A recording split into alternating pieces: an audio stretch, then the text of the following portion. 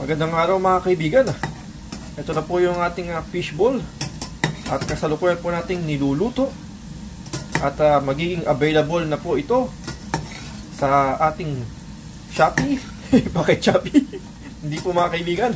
Magiging available na po ito maya-maya lang po. At ito po ang ating finished product.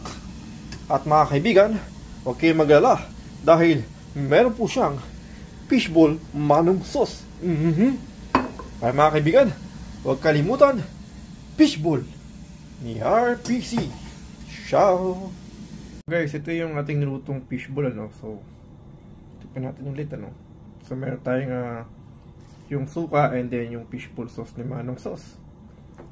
Ating sauce natin, ano. Lagyan siya ng suka and then nga yung ating manong sauce. And then, syempre, tikman natin ulit, no?